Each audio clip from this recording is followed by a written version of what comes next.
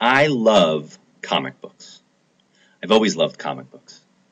Anyone who loves comic books can tell you any good comic book, any good story needs an origin, an origin story. It's usually the first issue.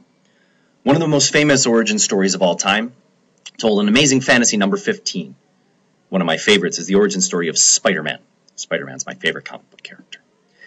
Spider-Man's my favorite comic book character for a lot of reasons, but primarily I think it's because his motto resonated so well with me. Spider-Man's motto is, "With great power comes great responsibility."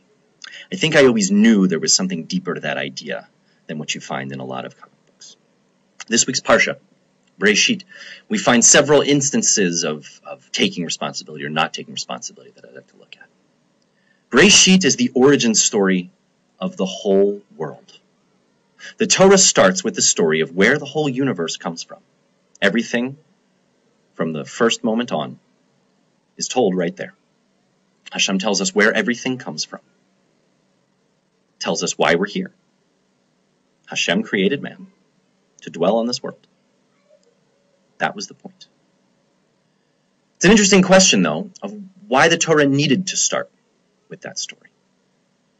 Rashi asked the question. His first comment on the entire Torah is, if the first mitzvah given to the Jewish people is Rosh Chodesh, then why are we beginning with the origin story of the world? Why do we need to know where the world comes from? Rashi tells us that it's so that the whole world will understand that the world doesn't belong to them. When they try and tell the Jews that the world is theirs, we'll be able to say, no, the whole world belongs to Hashem. See, the origin story of the world, the beginning of Bereshit, is really Hashem taking responsibility for this world. Hashem is taking ownership. Concepts of ownership and responsibility are intertwined. Hashem says, I created this world, and I'm going to be looking after this world. That's my responsibility. Later on, he gives us the rest of the rules by which to live by. Those become our responsibility. One of the first rules given is to the first person, Adam Harishon, Adam and Eve. Famous story, you all know it. Adam and Eve are told not to eat from the fruit of the tree. They don't fail that test. They're given dominion over the whole world, the right to enjoy everything in paradise. They're just told, don't eat from the tree. That's all you need to worry about. Do they listen? Of course not. You know the answer. So Adam eats from the tree. And Hashem asks him a question, an interesting question.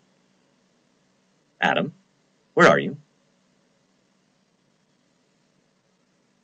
Here I am. As if he couldn't see. Did you eat from the tree that I told you not to? Well, the woman that you made for me, told me to do it. Yeah.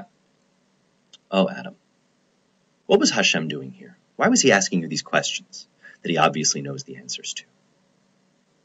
He was giving you the chance to take responsibility. The first man, the first human being, was given a chance to step up and take ownership for his mistake. And he failed. How different might the world be right now if that chance was taken? Not too much longer, we get the story of Cain and Abel. Cain, unfortunately, becomes the first murderer in history. Hashem asks him a question.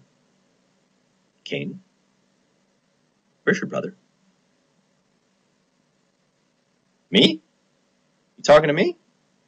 Am I my brother's keeper? As if to say he never had the responsibility to know in the first place. Given a chance to take responsibility, we fail in those cases. We should all look in our own lives at the chances that we're given to take responsibility.